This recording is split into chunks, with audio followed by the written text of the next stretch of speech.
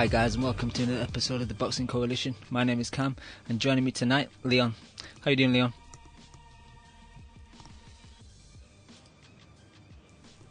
Leon, you there? Yes, sorry, my phone was playing up. As you know, we've had technical problems. Yep. Yes, very satisfactory weekend, I was saying.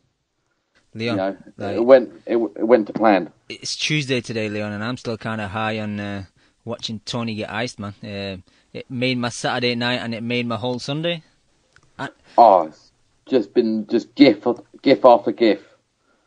GIF after GIF, like the picture of him laying on the ropes with his elbows and then laying iced out, on the floor. Like that was quite classy. Like the fact that he was like clowning around and shit and then got iced, it was excellent. And to just provide us with such a classic picture with his legs spread open and Dave Coldwell screaming his head off and Eddie being the first one to jump up. It was kind of, it was a pretty special moment for us in the Resistance. I think Eddie was more concerned about the advertising triangle thing. Like he was just trying to put it back in place. It was fucking brutal though, man. It must have been, in all honesty, if you were sitting right there, that must have been some scary shit for a second there, because he looked, and he was seriously concussed afterwards, wasn't he? Like that interview, it was ridiculous that he was having that interview. Yeah, I rewatched it again today, and Usyk goes up to him to kind of like, commiserations and show respect, and kind of quite quickly. Normally, like they try and get the doctor in and sit him down, and Tony was standing up against the ropes and like he was looking at Usyk, like looking right through him, like he didn't know where he was still. And it was a shame that they kind of maybe didn't get the paramedics in just to kind of check him over quicker. But that's is what it is. But and any other, I think that was pretty poor in general. Like that was one of the worst. It was very slow to react to what condition he was in, and they were more interested in getting in front of camera than to look after him, even if it had taken 5 minutes. They've got enough fucking pundits there to talk a load of shit, haven't they? Do you think it was because he kind of got up and like almost made the 10 count and they thought he was okay? Because if he was maybe, waved off while he's still on the floor, maybe they would have kind of took the situation more seriously. I don't know. Maybe, but like you must have realised as soon as that interview, he's repeating himself all the time. Like he was clearly not with it at all, was he? Yeah, like he kissed Usyk more than he probably kissed his wife. Yeah. Well, we can get to her later. Well, no, we don't have to talk about that, but other people can go and find out. She's had a fucking meltdown as well, hasn't she? Yeah, it's not a good look, to be honest. No, that's not a good look. But here we're going to differ a bit, Leon, because we were having a back and forth while the fight was going on and after the fight. Not a back and forth as an argument, but like not agreeing upon how the fight was playing out. So do you want to give your opinion first and then I'll give mine? So I gave Bellew 2 rounds, but really I could have given him 1. So I didn't see,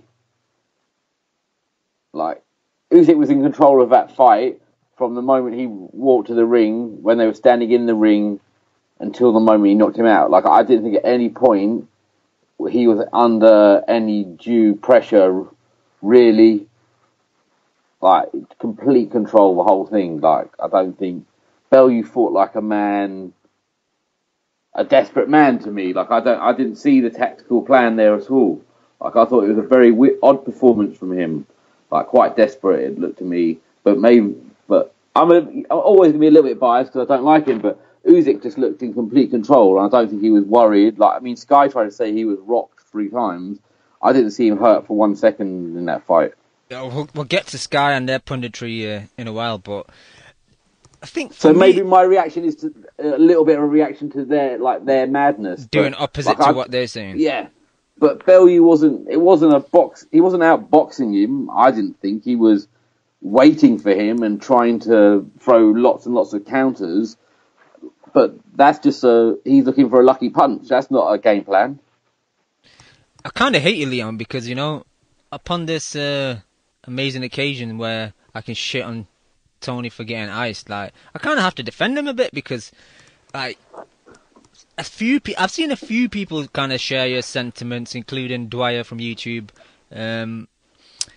But for me, whether it was in Usyk's game plan or not, like a lot of the early rounds, he was putting pressure on with his feet. He was feinting a lot with the southpaw jab hand, but he didn't really throw that many punches early on, to be honest. Like in the first round, maybe the first 2 minutes, like fuck all happened. Like both guys were feinting, maybe like looking, dipping, not doing much.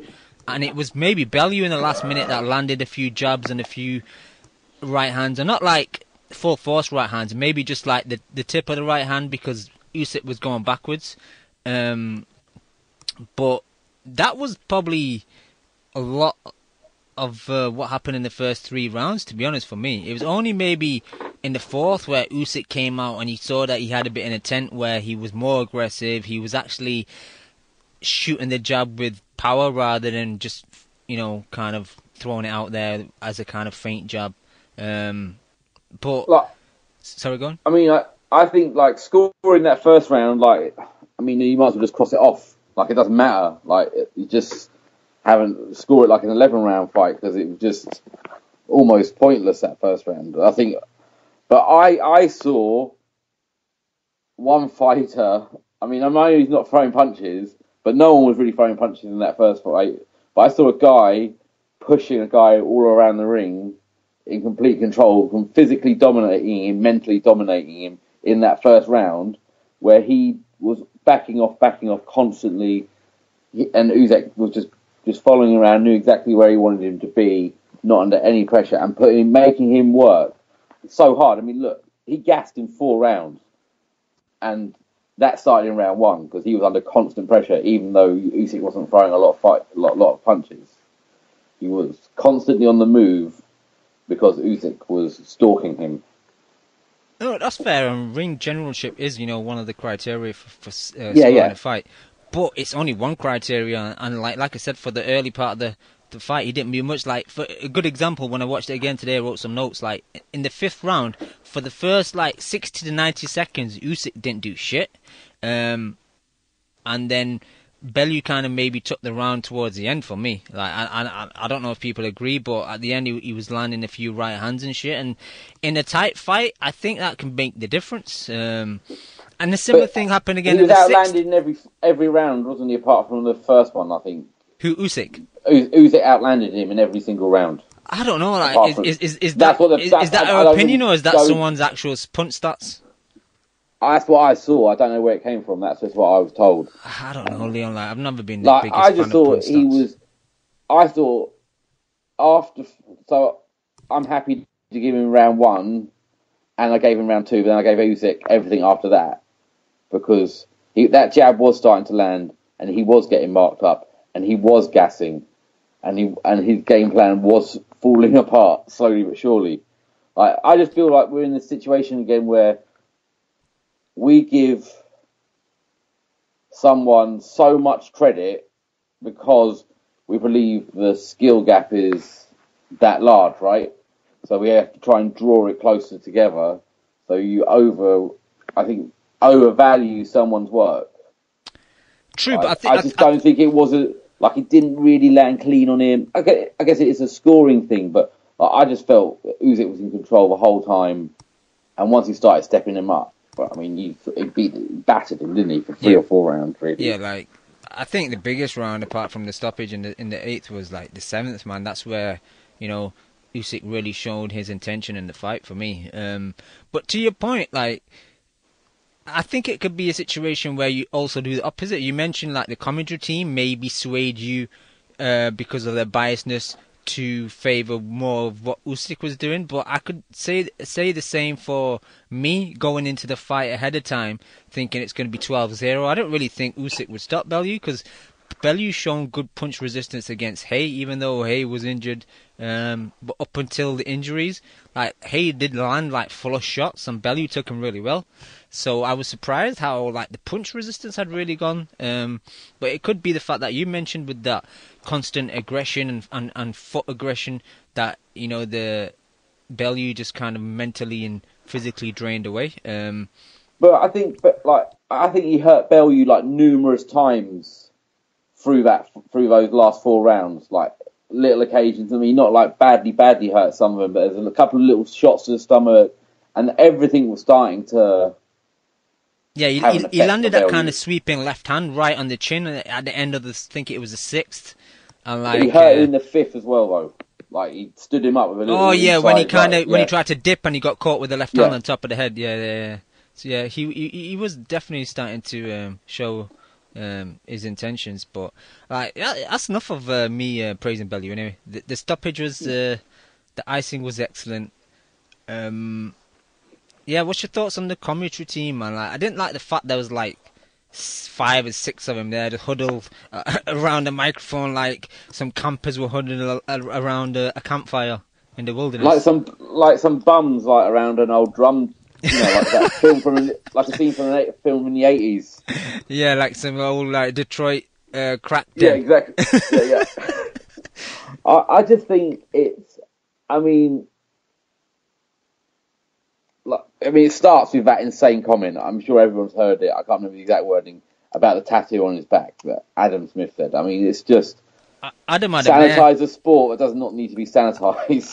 Adam had a mare because obviously that's going to be the only English commentary version of that fight, like forever, and it's always going to be him starting that off with that bullshit. So, yeah. But it's mental because the way he said it would suggest that Bellew the bomb had happened, and then Bellew had that tattoo, so that he'd go and fight in Manchester. Do you know what I mean? Like it didn't make any sense. Yeah. The way he worded it, he's just. But Frotch was hopeless. He came in now and again, just sucking off anything Tony was doing. Like, I don't know, man. Like, was all that bullshit they had between their first 2 fights just nonsense? Because since then, man, like, you'd think that they're like sleeping together or something. It's ridiculous. Like, I think I screenshot something on the BBC website, and like it said. Oh, I consider him a friend, or one of them. You know, it's just all nonsense. You know, this is just. It's been a pantomime, hasn't it? The last couple of years of Bellew's, his whole career really has been like a pantomime. But it was just terrible. Like, I mean, saying that they said clearly that Usyk was hurt 3 times. Look, they want to give credit to Bellew, and in some senses, he did do better than people expected, but I don't know if they did. I don't know if we expected to. Usyk always starts a little bit slowly. Like I could see Bellew getting some rounds, but like it went from doing better than people presume to like dramatically falling off a cliff. Yeah, like he fell apart early and pretty hard, didn't he? Like he was blowing. That end of that fourth. He looked. I said in the chat, didn't I? I said he's gone. He looks completely gassed, and he looked like a rabbit in the headlights from that point onwards. So look, he did well early on, but that he fell apart really quickly. And like some people saying he put up a better, he did better than Gassiev. Well, look, maybe Gassiev went into survival mode, but I'd rather be Gassiev than Bellew. And other people have done much better against Usyk than Bellew has. Like, I don't know. Like Bradis did a lot better. Yeah, like in all his serious last 5 or 6 fights, I think that might have been his easiest victory. Easiest victory. The Gassiev thing was weird, but like I think Bellew was the worst fighter he's fought in through that tournament there almost. That's a good way to word it, because I do think maybe the Gassiev fight was easier. Like Gassiev just didn't turn up in that fight, but but he took him apart pretty dramatically for a guy who's overhyped. You know, people have said he's overhyped. Oh, he doesn't punch hard, and I've said that as well. I was worried about his power, but like he's getting better. Like I think that's the thing. I think he's better than he was when he fought Gassiev. Like I think he did more impressive things offensively in those last. You know, he was setting setting shots up really well. Like the knockout, I mean, he stunned him and hurt him with 3 or 4 punches leading up to that, didn't he? Like he had him reeling. Yeah, like Bellew was an open target after that because he landed a 1-2 and he just stunned him and he was there with his hands low, and then just another follow up 1-2 southpaw and bam, out, gone, bouncing on the ropes. Iced, yep. Finished. But and just back to the commentary, like. I was going to mention Shams 1000 in the chat made a point about Paulie was okay, to be honest. Like Paulie was compared to them knuckleheads, like Paulie was like the voice of reason. But like, I even think he was at first. He was kind of like, "Oh, right, it's just the narrative a bit," and was giving some stuff to Bellew, giving him a little bit too much. But then by the time they had got over the top and saying he got hurt and stuff, like it came out of the blue, I think he realised that they drunk the Kool-Aid fully. That, you know, or they're the ones giving out the Kool-Aid, but they'd also had a sample because it got like that was the most ridiculous one I've heard. I think. Yeah. Like they, you know, did Hayes say he looked clueless or completely confused, something along those lines? I just think it was a ridiculous thing. I don't think, and they said he had to make this big adjustment. I don't think he made that much adjustment. Maybe he threw some slightly different punches, but he was doing the same thing he was doing very early on. I think he definitely made an adjustment with his backhand where he was looping it a bit. But overall, I think the only adjustment he made was he just started throwing more. Like it wasn't rocket science. No, he's like, I've got him. He's knackered. Now I can start opening up on him. It's almost like he's willing to let rounds go a bit so he can concentrate on making you work so hard that you've got no chance of making 12 rounds. Yeah. Or you're going to be really tired. You know what I mean? Like, give up throwing some... Because he throws a lot away, doesn't he? He doesn't land with a lot. Yeah. But he's constantly making you think he's about to attack. And just, it was... like, from that, I thought I was really, really impressed about it. And I've thought maybe there was a few flaws there, but he's got better and better.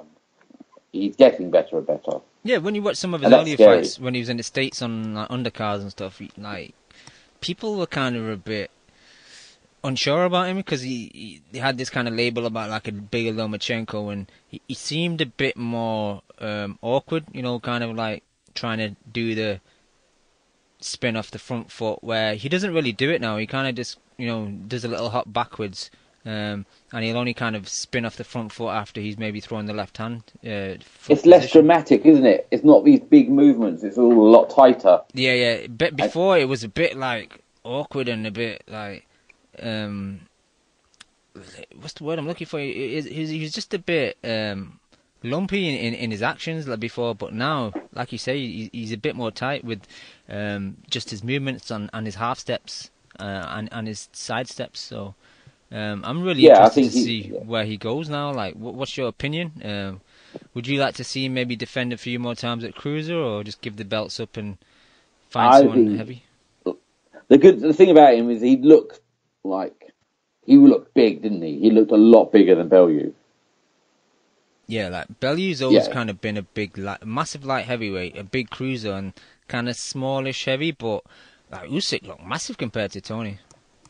Like big, like just not muscular, just like quite a big frame on him, and I think he can go up and, you know, he's going into one of my least favourite divisions. But I mean, there could be it could be fun. But I mean, he'll obviously have some physical challenges. But I think if he can make a heavyweight work like that, I mean, a lot of them are just going to, as long as he can keep safe, which I think he there is potential for him to be caught, but I think he'd be a bit more cautious.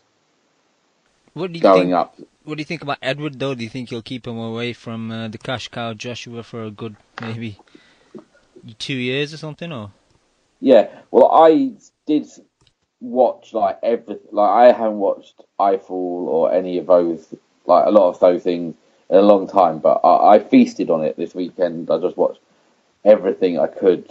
Were you drinking Tony Bellew's tears? I was, I was. Just, it was spectacular. So I watched everything, but Hearn trying to say that it might be the end in 2019. But, I mean, I bet he makes him work for it. Give me some names then, like, if he does decide, you know, tomorrow morning, vacate the belts, moving up to heavy, lines up a fight with Eddie, like, who would you think a good first fight at heavyweight would be for him? I mean, Eddie might just throw Dave Allen under the bus, but I don't think that would be a good fight for him. I mean, it's difficult, isn't it? I mean, I think Dave Allen's got a job at Iron Brew. Yeah, exactly. who would you put him in there with? Like, I think he would. I mean, the obvious ones are the kind of Takams of this world, but is that too much? How much time do we think he needs to adjust to it? I think, Eddie. I don't think a huge amount of. It depends on how Eddie wants to kind of strategize. Do you think he places him in the UK again, or do you think he puts him in the States on a DAZN card? I think DAZN would probably make more sense. Yeah, I think you're right. But and I think he also said something, if he fights in England, he's got to fight. I might have misheard it, but I think he said if he fights in England, he's got to fight an English fighter, a British fighter. So it might be easier to just have him over in the States. Yeah, because, like, who's going to fight here, man? Lawrence Okoli. Yeah. Well, he's a DAZN fighter, isn't he? He's not a Sky fighter or a Matchroom fighter. He's a DAZN fighter and he's promoted by whoever he's promoted by Eddie and someone else. But to be on DAZN, you've got to co-promote with. I think that's how it works. My understanding. So yeah, he'll be in the States, won't he? Yeah. I think you're right. I think Atakam would be a good because it's a former Joshua opponent. I've read today that Povetkin maybe wants 2 more fights and then retires, but I don't think they'd probably put him up against Povetkin. You never know, though. Like, Russia versus Ukraine it's a big. It could still be a good payday. So, yeah. Yeah, I mean, I don't really know who else. I mean, who's Joshua fought coming up? I mean, he could fight Parker pretty quickly. White. I mean, I'd love the White fight, to be honest, but I think White's going to get Joshua in the summer, so I don't think that's going to happen. But he's in Gaziev, Bradis, and a couple of those guys. He's beaten people who are better than the gatekeepers at heavyweight. Do you know what I mean? I feel like Gaziev would go up there and knock out a few of those people as well, Yeah, Shams just reminded me that Takam got starched by Chisora, didn't he? That's not a good look. Maybe we should... Oh, yeah. We could fight the winner of Chisora and White. Yeah, otherwise, there must be some Yank ones that I am not thinking of. Malik Scott or something like that. You could see Eddie Hearn doing that. That's true. Yeah. But go on.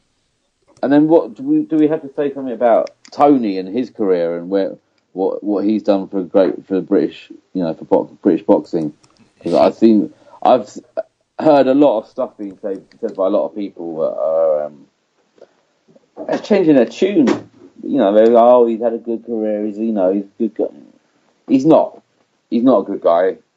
He's just like that. Let's forget that. Eddie Hearn tries to say, I'm glad everyone got to see the nice side of Tony now. And Tony Bellew's going, I'm actually called Anthony Tony Bellew DAZN. I always think he's not that person who sent horrendous tweets about wanting to hang burglars, and not that same person who's caused nothing but trouble at numerous fucking presses, just starting shit for absolutely no reason. No, so this guy full of excuses. I mean, he is who he is. I'm not buying this shit, and I don't really care. Fuck him. I was absolutely delighted. It was a special moment.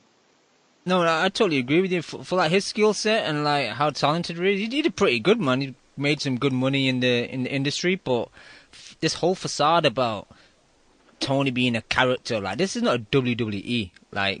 We all know you are Tony. People say Anthony is the real Tony.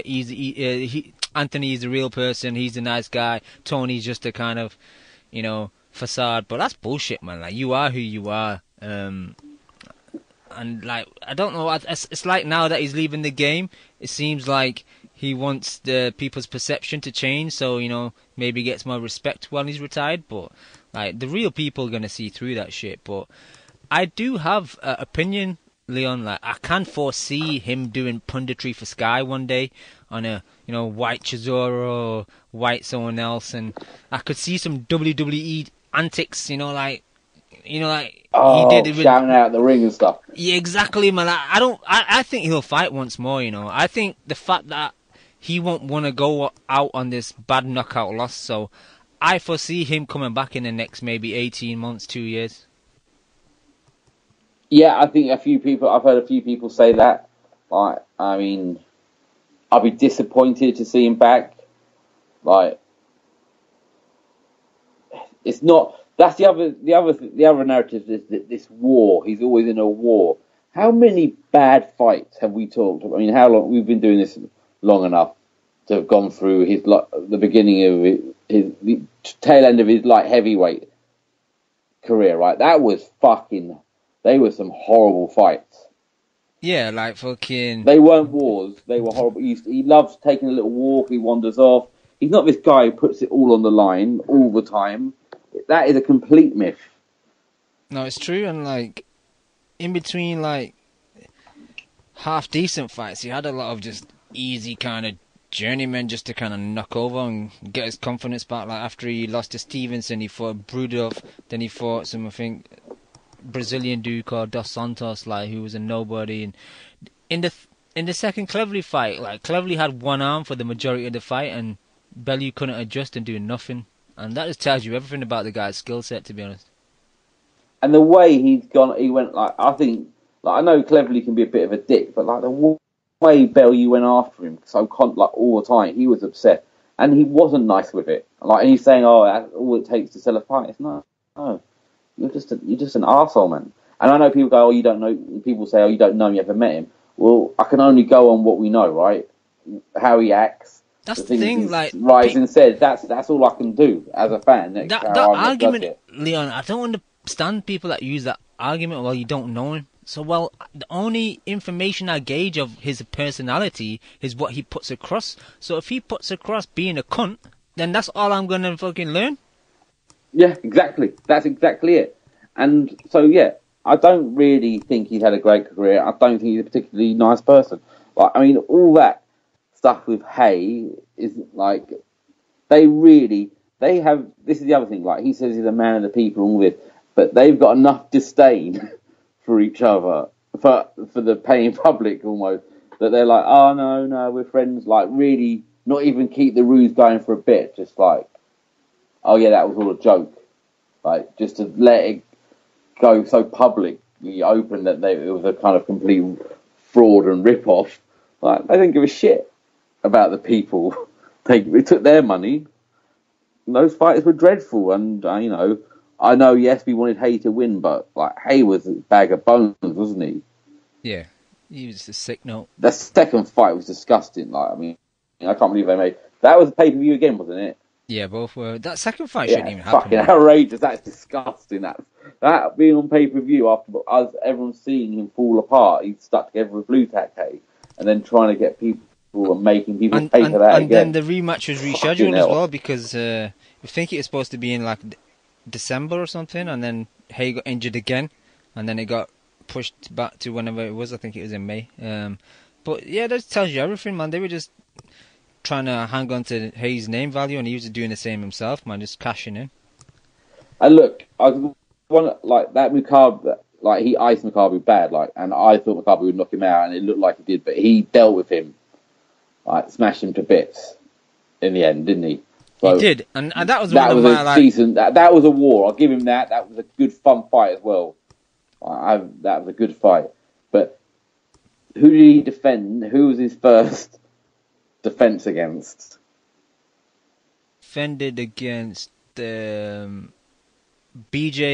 Mr. Flores, and BJ's. Yeah, I mean, come off it. And then he had that shit at ringside because Hay was on commentary, and it's just yeah, that's where it all started. It's just WWE, that bullshit, isn't it? Oh, it's just so bad. So no, I don't give a shit. Like, I don't think he's done that much for British boxing. I think he went to Canada, so for the only time he has left the country as representing British boxing, he tried to fucking headbutt Stevenson at the weigh-in, and then Stevenson, who is not a nice person as well, he ragdolled him all over the place, didn't he? Yeah. That one where he punched him and he made him stand up straight. Oh, brutal. So yeah, has he been that great for British boxing? No, not for me. Like I say, like Frotch did more. George Groves has done more for British boxing. Like there's numerous people who haven't had that great a career, but I think who've done more for British boxing than him, really. So That's just how I feel. Is it safe to say you won't be buying the Tony Bellew box set of his greatest fights? No, because it will be a very, very short. It'd be like one DVD. And all his best fights, he gets dropped in all his best fights. So there'll be the Oval Mackenzie one, where he got dropped twice. There'll be what are his best fights? I mean, the Chilemba 1 and 2, some of the worst stuff I've ever seen. How bad were they? Oh, that first one was like unwatchable, man. Like, he didn't win that first fight either. Yeah, like you got lucky. That was it. He got well lucky. Yeah. Very lucky. All right, thank you for your service, Mr. Bellew, but we hope to not see you back again. No, thank you and fuck you. Lovely stuff. We've been waiting a long time for that icing, though, Cam. It has been a minute, man. Like, I did expect it to happen on the Mukabu fight, and that was a bad night for me because Tony Bellew could always say he became a world champion. And yeah, that's the one that hurts the most. The Hay stuff, not so bothered. Yeah, really, I didn't mind the Hay stuff because Hay's just a bum himself. So. Yeah, exactly. But let's just. Go on. Yeah, what else? Should we talk about anything? I only watched a few others. Did you watch anything else? Yeah, I just want to say, Crawler Jordan put everyone to sleep, man. That was like just sucked the energy out of the whole stadium, out of all the people that were sitting home watching. Do you know what? Everyone says he's a really nice guy, Andy Crawler, and he's been in some reasonably fun fights. But I will happily never watch him fight again. Because the problem I've watched enough in our lifetimes, Cam. We've all watched enough Anthony Crawler fights. The problem is, Leon, he's just one of these guys. Like, I like him a lot. He's from my hometown, but he's just one of these guys a bit long in the tooth now. He just keeps getting opportunities, but now he's mandatory for Lomachenko. Like, God forbid that fight happens. Oh. Like, God forbid that shit happens. Because I think even someone asked Lomachenko, like, oh, what do you think about fighting Crawler? Because they interviewed Crawler, and he's like, oh, it'd be great to share the ring with Lomachenko. And like Lomachenko's like, nah, I don't really want to fight him, to be honest. Which is fair, man, because people give Lomo enough criticism for like some of his opponents. Like, what are they gonna say when he fights Crawler? That's a suicide choice for Lomachenko to fight him, because that'd be a horrendous one-sided beatdown. Yeah, like that'd be embarrassing. Like he'd probably get stopped halfway through the fight as well. But how is he getting into? Like, it's just.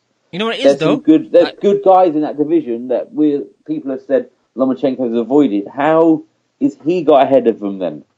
I don't know. You know what that is, though? You know what I mean? A couple of weeks ago, Eddie Hearn was sharing a train to Manchester with the president of the WBA. Like, I know some brown envelopes got exchanged. Yeah, absolutely. Seriously, set my boy up to do this, and I'll give you this. Exactly, because since then, like, a lot of Eddie's boys are getting into like eliminators for the WBA and shit, man. So like, it's just like you scratch my back, I'll scratch yours. It's the horrible side of boxing, but.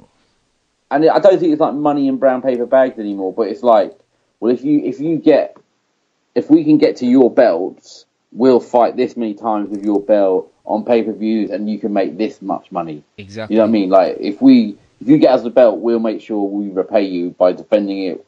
Big fight, like that's how they butter it up, isn't it? Giving them maybe a better percentage, but I don't think it's like outright bribery. It's just that kind of shit. It's basically clever business decisions, isn't it? Basically, yeah, absolutely.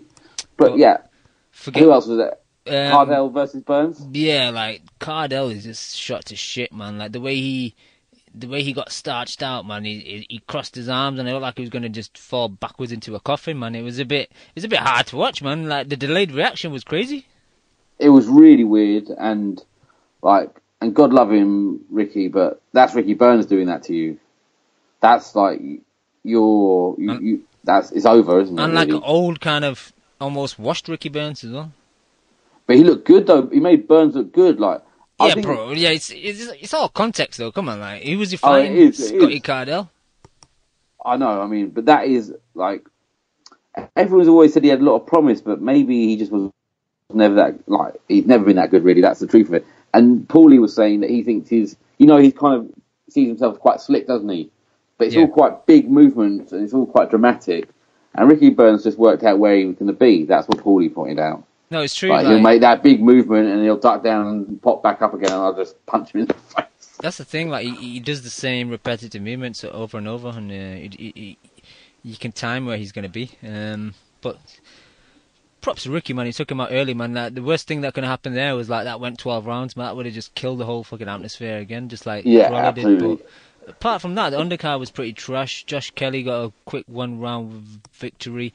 Dave Allen, like, started off well against this Argentinian Barack Monte, but I don't know, man. He gassed after like 3 rounds, and then it's that constant thing, short notice and not really had a camp. But you fought like 5-6 times this year, man. You should be in better shape than you are, man. Come on, bro. Like, I know like the first 3 rounds were high paced, but they weren't that high paced. You weren't like flyweights throwing 100 punches around. I'm not subjecting myself to watching Dave Allen fights anymore. I mean, I don't know how he's got a license, really. Like, the way he performs and the way he treats him, like, the build-up to a fight, obviously, people love him on Twitter and stuff, but he's not, like, he's probably putting in less work than a part-timer who's a journeyman who gets £1,000 a fight. I bet they're doing more work in the gym, or they're working harder on their fitness than he is. Leon, I think Allen works harder on social media than he does in the gym. Oh, 100%. 100. Like, it's just weird. Like, and it's weird in not a good way, because I don't want to watch it. Yeah. Like, it's just a bit depressing, really. Yeah. Now, let's get off this terrible undercard again. Like, yeah. I did see a list of someone put out, UK pay-per-views this year, and like, I can't remember off the top of my head, but we've had an awful lot. Like, everything that's been decent has been on Sky, has been pay-per-view. The World Boxing Super Series Good Fights were all pay-per-view. Warren's put on his pay-per-views, like, DAZN in America getting like pay-per-view value for like £10 a month or to whatever how it is, and we're getting like shit pay-per-views like almost once every month or every 2 months. It's crazy, man. Like, we got Chisora and White pay-per-view on the same night that we got Frampton Warrington pay-per-view. It's a joke. It's ridiculous. But the kind of funny thing about it is, it's quite funny that Eddie is caught between DAZN and Sky, right? That every time he publicises Sky, every time he publicises DAZN, and we can see it, like, he exposes how bad and how overpriced what he does over here is in comparison. Yeah, but it's clever because he'll always say, well, it's only 20 quid though. Yeah, only. But it's once every month. But it's 70 quid, 80 quid a month. But you're paying a tenner over there, whatever it is. ESPN's super cheap. That, like, they always go on about that, Joe, and that, don't they, in the chat, that ESPN app's really good for $5 a month. $5 a month. But the thing about ESPN as well is, for people that watch other sports, they've got them where DAZN, they haven't branched out to any other sports yet, really, apart from MMA and boxing. They haven't not in America, no, not yet. But I think if you look at their, insider stuff, boring. But if you look at their other longer-serving countries have picked up, like, they've got quite good stuff. What was their first country? It'll take them time. Japan. What? What was their first country they? Canada, I think. Canada and Japan, I think, and then it's Germany, Switzerland, and then a couple of others, and they're doing some other stuff. Yeah, they're going to be, like, I think it's quite, I'd rather you would consider paying tenner a month, wouldn't you? Like, that's what Box Nation was. I can't see that Sky thing lasting too much longer, Yeah. Paying those big money. Because, do you think they really make a lot of money out? That's why they don't put anything on subscription, because they know that most real boxing fans aren't buying Sky for the boxing, are they? They don't really need to give you anything. Yeah. So they might as well just take it all off and bring everything be pay-per-view and be cheaper. Like that, rather than making people pay a subscription fee and they get that is the worst thing that's happened. Sky Boxing, Saturday night, Friday night boxing has dramatically fallen off. It's crazy though, because you'd think Eddie would want better content because it's getting duplicated on DAZN in the States, but like that Newcastle card that we have, like, I'd be embarrassed to like show that on DAZN in the States, because like, people would be watching that apart from the main event. Like, people would be watching and thinking, what the fuck is this, like, what am I paying for? But with DAZN, it is really the content they're getting stateside. But I want to get into that. But let's move on. Talk about a few things that happened since the last time we did the pod. The writing was on the wall for HBO, Leon. There's a difference, though. You know when someone's got one foot out the door, but when they actually leave, like I was a bit sad when I heard the news, man.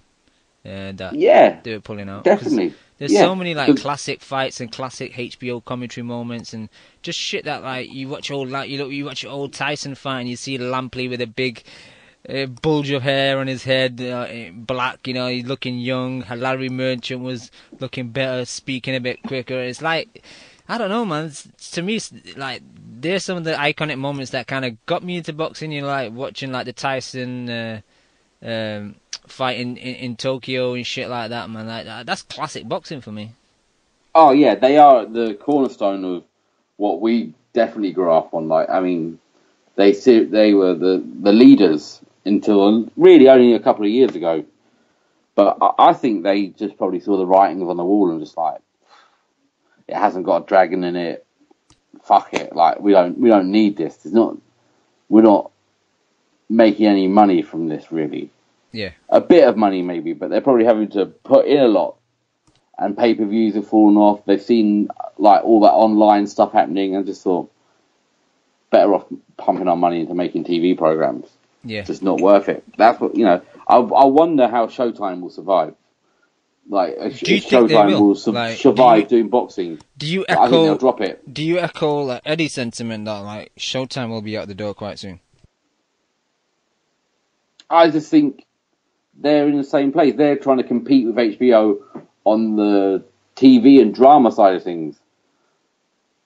Why would they're not thinking? All right, HBO have dropped out. We can corner the market because because they've all ESPN and DAZN and a couple other people and Fox have put money into boxing, and they're like, well, I can see them being gone in 2 years out. They'll be out of boxing. Yeah. All right. So HBO leaving kind of set up a domino effect where out the blue, Canelo signing to DAZN on this, multi-fight, multi-year contract. Then the news he's fighting, Rocky from Stocky. What's your thoughts on both of those? I mean, the Rocky, like, that, it just feels like, the whole thing just feels like a troll. So I'm just going to treat it like one. It's just a very weird move to jump up and wait all of a sudden. After, for years you were saying, I'm not fighting Golovkin because I'm not a proper middleweight yet. I don't know. I think they had to fight someone to get. I think there might have been one thing, hypothetically speaking, it's like, right, you're going to sign with DAZN, we're going to give you all this money, but you've got to fight one of our guys first. And he's like, right, well, I don't want to fight him. He's got no middleweights, we'll fight him. He's got a belt, we'll go up, and then we can come back down later. I saw there's two guys that kind of do a kind of magazine show for DAZN called Ak and Barak, I think, and they interviewed Canelo and they said, what's the story about going to middleweight? And like he said, spoke to my coach Eddie, and Eddie said, I want you to go up, and become a 3-weight world champion. I'm like, what the fuck, man? Like, so the belt grab.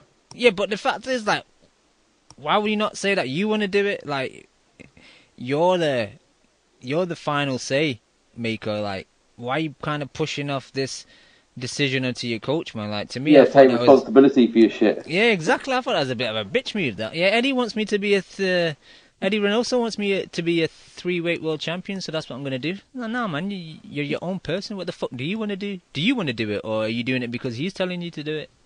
Or someone else, the money's telling you to do it. Like, exactly. Yeah, he's swallowed one there, I think, but he doesn't give a fuck. I don't think he gives a shit really. No. About what people think or the fans really like. I don't think he's that much of a. What did you think about the amount of fights and how many years though? Like that's pretty. It's a very large number in this day and age where people are trying to get tied into like a 2-year, maybe 4-fight contract, and like, what was it, 11 fights for 5 years? That's crazy. Yeah, it is. It showed DAZN's intent initially, because when heard it first get announced, I was thinking, oh, that chunk's coming out of that 1 billion Eddie's got. But when it was made clear that this is separate, it just shown that fact that DAZN pulled all that money out of the pocket just to secure Canelo to their platform. Shows their intention, man. Yeah. But the other thing I think like that was lost a bit. They kind of didn't. Where they lose it, I think signing that big lump sum makes sense for them, but because DAZN will be it'll be on all their platforms around the world. They're not going to pick up any international money. You know what I mean? Like, he's signed in now, that's his money. He's not going to make little extra bits selling it around the world like he used to do with Showtime and HBO. You know what I mean? So obviously now they're tied in. They were signed to a US TV channel. He's signed to a worldwide TV. Oh, that platform. makes sense then. So like they can like cover the cost of that over all their different territories, can't they? Because obviously they can spread it out across and they can pick up more. So it's not as big as an investment as you think, really, because they're kind of playing it safe. The fact that they're securing Canelo for all those different territories. That's how I understand it, but and that does make sense. That does make sense. Yeah. But look, he's obviously a big star. Like, I bet you there's a DAZN Mexico around the corner. Like, if you're signing him, bro, they're gonna launch it there. Bro, if there wasn't one on the horizon, the day he signed on that dotted line, they were making sure that DAZN Mexico was getting made. Oh yeah. Oh, that is it's like it's coming like around the world. Like they're not. I don't think they're mucking around. I don't know if it's any good what they're doing content wise, and I think getting to bed with Eddie might not be the perfect thing. But I think they're going to buy up so much that he might just become a small fish in a big pond kind of thing. But like, I like the idea as a punter that there might be a sports only app where my money's just going to the sport, you know. Yeah, and just sticking on DAZN. It'd be cheap, yeah. Like Netflix, right? If it can really be the Netflix of sport, like they're trying to pitch themselves as, like Netflix is like £8 a month. It's really good value. Yeah, especially with there's a few VPNs that work as well, where you can tap into other territories. Yeah, exactly. So that's always but good. I think DAZN will just be like I think they will have some people like fighters on. They'll be all over the place. So they'll be buying up little bits of territory for football where they can grab a bit, because they might be able to get the Premiership. Like they got the Premiership in Japan, so they can buy that. It's getting the Premiership in the UK is going to be the difficult thing, right? Or getting NFL in America will be the difficult thing. So by signing people who are boxers, who are more like they can get them signed across a worldwide territory thing, that gives them a chance to put lots of boxing content on that platform. So it could be good for boxing fans. Yeah. But who knows? And sticking with DAZN, what was your opinion? I'm not sure if you've actually seen the fights, but what was your opinion on the first two events in the States by DAZN? Remind me what they were again. So the first one was in Chicago, headlined by Jesse Vargas and Thomas Delorme, and then undercard-wise, I can't remember. I think it was I watched Beterbiev, that. It had Johnson, Beterbiev versus Johnson on that. I watched that fight. So what did you think? Like, without like reviewing all the fights, like, do you think the first two have been successful? I think just overall, I think they've been quite poor. Obviously, the second one, we had the whole Billy Joe incident. He pulled out. Terrible. But Tony Bellew said that's all right. Like, ban all drug cheats. But ban Canelo. That's a nasal spray. Ban Canelo, but the guy that gave Billy the nasal spray, he should be dealt with. But Billy's all right. He knows Billy, and Billy won't take anything, so that's fine. And he loves himself and Evander Holyfield. And we all know he was juicing like the rest of them. And he loves. He got caught. And he loves John. He loves John Jones from UFC, but even though John Jones has been caught twice doping, that's fine. That's not a problem. Yeah, not a problem. Yeah, hypocrite. But yeah, no, I think the car. I was interested to see Beterbiev Johnson fight. I didn't think Johnson would win, but I kind of had a feeling he seemed like he would go for it a bit, and he did. So I enjoyed that 4 rounds. But no, the rest of it has been pretty poor. Yeah, no, like I was glad Johnson went for it, but I was just a bit pissed that he didn't jump on Beterbiev when he hurt him, man. Like he let him off the hook, man. I think he let him off the hook. I think he was shocked he did it almost. He's like, oh shit, man, I can't believe it. Oh, Drop damn, this dude. yeah, exactly. Yeah, but yeah, Vargas Delorme actually had that a draw. I thought Delorme was unlucky to get. Actually, it was a majority draw. It was, yeah. I think Delorme could have been a bit lucky though, because one round his way, he could have maybe picked it up. But you're not going to get the win on where Vargas is the A side on a brand new platform's first event, man. That wasn't going to happen. But I felt a bit sorry for Delorme because Vargas was pretty shit, man. Like did he struggled with Delorme's hand speeds, huh? Did he drop him towards the end as well? I think he dropped him in the last round, but it was like a kind of glove touchdown. It wasn't like a proper laid out on the floor. But yeah. What else was on there? Daniel Roman beat up Gavin McDonald, but we all know. Oh, I did watch that. Yeah, we all know Twin Gavin's a bit, shit. So that wasn't really a big thing. He was out of his depth, wasn't he? Yeah. But, Big Baby Miller against Adamek. That was just, Leon. This kind of infuriated me, man. Like Miller was like 317 pounds, man. Adamek's 227. Like, I know. Why do we have a weight limits for lower weights when they talk about health and safety, but when you get to heavyweight, it's fine for a guy to outweigh a guy by 90 pounds? I don't think there should be a limit at the top of heavyweight. Like, I don't think you should be allowed to fight if you're 300. Do you know what I mean? Yeah, like maybe, yeah. Like, no, you've got to be under. You've got to lose a bit of weight. That's ridiculous.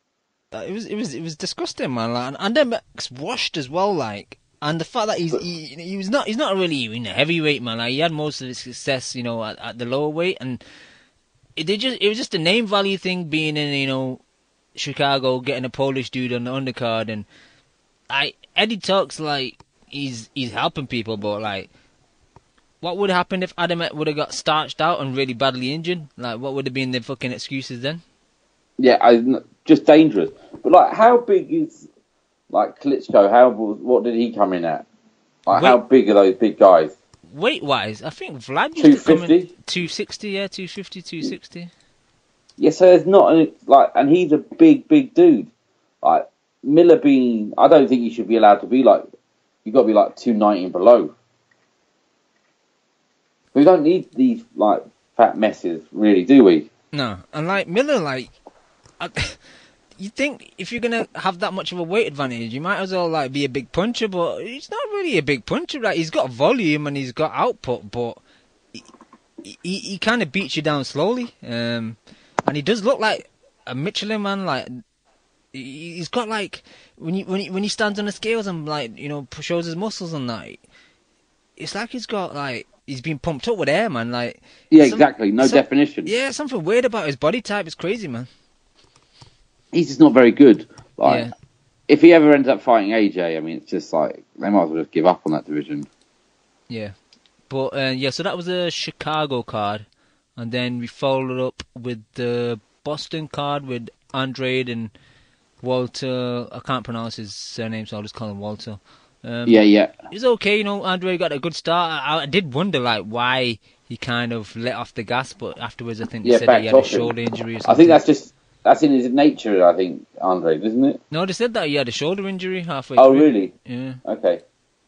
Which kind of stopped him throwing the left hand. But, again, that event was a bit shit, I thought Katie Taylor looked good against a very limited Serrano. She didn't really offer much.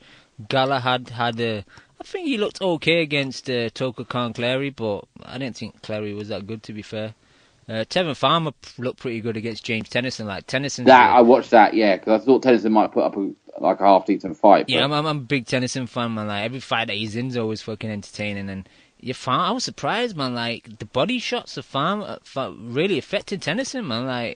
Tennyson's a tough dude, and you look at Farmer on paper, and you think this guy's not really a big puncher. And he did make an interesting comment in his post-fight, and he said, look, when I started off, I was fighting good dudes. I didn't fight bums where you get, you raise your knockout ratio I was thrown, into the tough fights. So now he's never been the A side, has he? Really? Exactly. Now you're kind of seeing the best of him fight. Guys that maybe on his level or lower, where before he was always the B side. So it's interesting. I like him, man. I think he's a good character. I think his style is not always the best. He's a bit awkward at times, but he's fun to watch, man. Tommy Cole was on there, got a win, looked half decent. Scott Quigg was on there, easy win. Yulusinov, that's about it, man. I think overall, the first 2 DAZN cards, and we got one coming up this weekend, which is fucking awful. But yeah, I'm being pretty disappointed, Leon.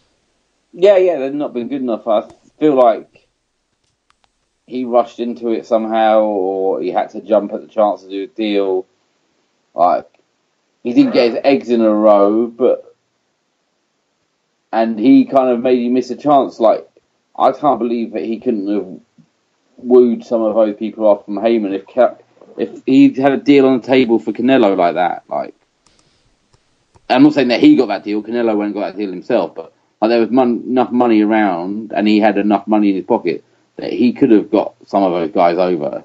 I just don't think he was just being a skinflint. Yeah, I think it's that, and He didn't maybe want to spend that money. That, but I also think he's thinking towards the future. Like, I kind of see his point on this, because if you start overpaying the guys, then where does it end? Because you overpaying to fight a bum, then how much are they going to want to fight someone that's on a similar level or someone that's better than them? They're going to want, the whole bloody bank. So I can see his point there, but maybe he could sign a few more bigger names just to kind of get the eyes on DAZN. But it seems to me, from like a lot of the feedback I've seen, a lot of people have been impressed by the DAZN platform so far. In the States, anyway. Obviously, it's not available over here. It's just, we don't know. We haven't got it over here, and but I think at least just for value for money, you'd rather you chance your arm at a tenner a month or whatever, and it was, if they were shit half the time, you'd be all right, wouldn't you? Yeah, and Chemo's really happy because Nick Hollings finally got a job, got kind of a presenting job on DAZN. I tuned into a stream that was the DAZN stream from the weekend, and he was kind of like giving like an overview, kind of presenting, not to the camera, but just like voiceover. So Chemo was really excited. Yeah, it's a shame. It probably won't get DAZN over in that desert wasteland he lives in, will they? Probably not. But I think that was about it for my DAZN rants. Next up, Leon, I don't know how many of the World Boxing Super Series events you've seen over the last 6 weeks, so I just wanted to kind of do an overview. Go for it.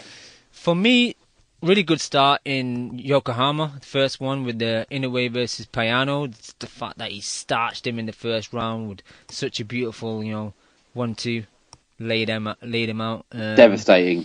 Relic versus Trojanowski. It was a bit of a sloppy fight. Relic was not really using his jab enough, and he was kind of a bit too wild with his power punches, but he got the win. I gave up, Cam. I did it like 6 rounds. Yeah, it was difficult, so it was a good start. Second event in Russia, I thought that was a bit of a sleeper, and not sleeper in the sense of like really good, sleeper in the sense of putting you to sleep, man. It was Ruslan Pfeiffer versus Andrew the Beast Tabiti, and that was a bit of a shit fight, man. And then this one passed me by completely, if I'm honest. And the co-main was Zolani Tate versus Michaela Loyan, and that was another pretty shitty fight, man. Did you go 12 rounds? Yeah, it went the full Classic. Distance. Third event in Orlando was Emmanuel Rodriguez versus Jason Maloney, and I thought that was a really fun fight, man. Especially that was Maloney. A good fight. The way Maloney came on strong towards the end, man. Like, even though I thought maybe were giving Maloney a bit too many rounds when I saw some of the scorecards, I still think Rodriguez was competitive in those later rounds. But man, he had a work rate, man. And the problem with that now is like I can't see a lot of guys wanting to fight Maloney, man. Like, unless it's some type of fucking mandatory. Like, why you want to fight this guy with his high output, high punch rate, pretty good chin, like. The guy's like a nightmare opponent. No money, really. Exactly, nightmare opponent. Co-main with that was Dorticos versus Masternek. That wasn't a great fight, man. It was a bit sloppy, man. Fourth event. I was a bit disappointed in Doritos. What? Weren't you? Yeah, I was maybe. Just lazy. Yeah, I thought like a bit lazy. I think the problem with Doritos is like he'll start off quite strong, and then he fades quite quickly. Like after the sixth, like his output really drops. He just doesn't really. He kind of does the same thing as well. Everything's like 1-2. Like he doesn't mix it up. He doesn't kind of maybe feint and then throw a different punch. But fourth event was the one in New Orleans. Ivan Baranchyk versus Anthony Yigit, man. Fucking hell. Oh, fucking hell. What happened to his eye, man? Like, he went all Quasimodo, man. Like, fuck. That was terrifying. The crazy thing is, as well, like, I have so much respect for this dude now, because I did watch him in that Hughes fight that we had over here last year, I think it was.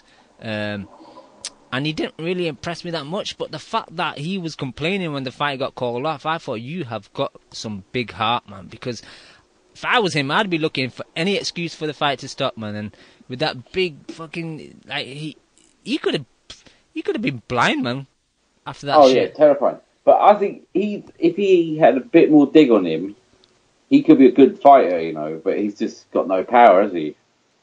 Nah. That's the only keep thing. people off him. But like Baranchyk, I've seen him before, and he's not that good, man. Like he's wild. I seen him in the fight when he fought Peter Petrov. Bro, man, he thought he was like a street fighter. He was just swinging from the hip, and he did look a bit better against Yigit. But I think he's a brawler, man. Yeah, in the semi-final, I think we'll see my boy Josh Taylor exposing him. But I think that could be tough. That could be ugly for a couple of rounds, couldn't it? I don't think see Taylor getting cut or something, head clash. That could be with him being southpaw and like clashing heads. That's what I mean. Like it'd be a bit. It could take him a little while to. You have to let him burn off a bit because he comes out quite wild, doesn't he? Yeah. Co-main with that was Regis Prograis versus Terry Flanagan, and Flanagan, man, like he just throws the same combination, jab jab left hand being a southpaw. And Prograis was just easily slipping and countering him. Like, it was easy for Prograis. Just the countering opportunities were so there because Flanagan just wasn't mixing up his work. He just kept doing the same old shit. Prograis kept fucking doing the same old shit, countering him. Eventually dropped him with a good shot. I'm surprised he didn't take him out, to be honest. Terry did good to kind of, see the 12 rounds. But I think Prograis was in second, third gear most of the fight. Most fight. He realised he could beat him. Like I thought he should have gone for him a bit more, but again, I thought Flanagan got a lot of credit from the commentary and stuff. Like I don't think I gave him. I think I maybe gave him 1 round, Cam. Like it was a pretty. Like he didn't fight with any urgency. Like he was losing this fight, did he? At any point. I'm gonna get onto the Chucker brothers, BJ Flores and Ray Flores in a minute, but. Yeah, Prograis, I agree, man. I actually think, I kind of think he wanted to get the 12 rounds, you know. I agree with you. I think he could have kind of turned the screw up a bit, went through the gears and maybe got him out. But I think he just wanted to mentally get a good 12 rounds out of the way, set him up for the semi-final. So that's why I think he maybe took his foot off a bit. Fifth event was in Glasgow. We had Ryan Burnett. Nonito, man, I felt for Burnett, man, because he was doing so well against Nonito. He's kind of landing a lot of counter combinations on Nonito, and just that injury in his back. I don't know if he pulled a muscle or whatever happened, but it was just such a shame, man. It was warming up as well, because I thought Nonito won the round before the injury, and he started to trap him a few more times. Not saying that he was going to win, but like it felt like it could be a bit of drama up in there. Yeah. Like I thought, I think Nonito did well just to get down there. So I was surprised as well. He kind of made. He wasn't getting battered by Burnett. He was in those fights, all those rounds. I thought, it looked like it could be a really good fight. Yeah, it's a shame that we kind of were denied because, like you said, it was hotting up a bit. And Nonito, like they were both kind of exchanging together, and you just saw there was going to be an opportunity for both of them to kind of land. Yeah, Definitely. and we kind of missed out on that. But you never know. In the future, they might have a rematch, but I doubt it. Though I don't think Donair's going to be around for that long, to be honest. No. Headline co-main with that was Josh Taylor, Ryan Martin. I just felt that Martin just froze, as you say, Leon. He shit the bed. Yeah, completely. Like I felt sorry for him a bit because he just looked like a bit lost, didn't he? Yeah, he seems like a good kid, man, but like he didn't really know like what to do. Abel was trying to G him up, same technique that he did with Gassiev, like, "Oh, do you want me to stop the fight? What are you doing?" Da, da, da.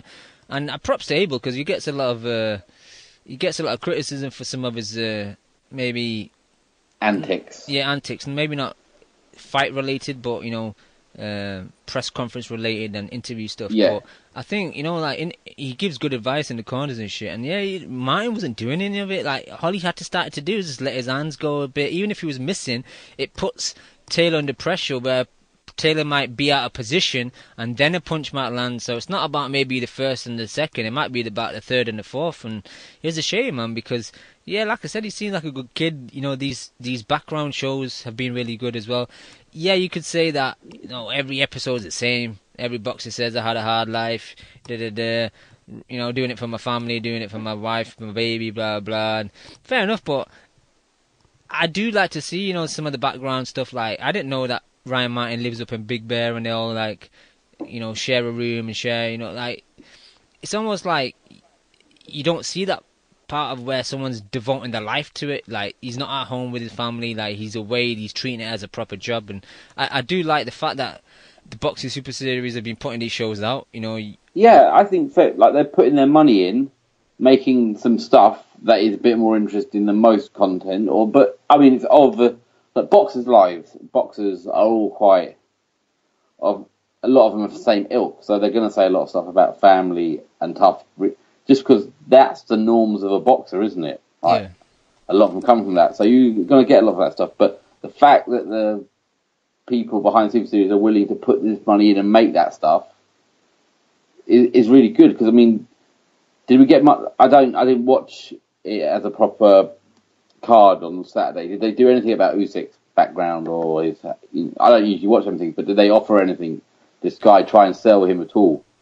They had a little kind of montage that they play for like 1 minute, but nothing like what they've done. Yeah, nothing like where it's in depth and to see that shit. But just to Taylor, what did you think of Taylor's performance? Like, it's hard to difficult. Hard to yeah, it's hard because like Martin didn't offer much, so like Taylor was just classic. Getting on the inside, working the body. Man, I thought his body work was excellent, and yeah, man, it was kind of easy work for Taylor. I think they would be disappointed.